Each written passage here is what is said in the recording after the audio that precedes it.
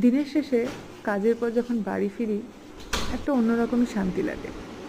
বলে না, পৃথিবীর যেখানেই যাও না কেন নিজের বাড়ি আর নিজের ঘরের মতো শান্তি আর অন্য কোথাও পাওয়া যায় না। তেমনই আমারও তাই।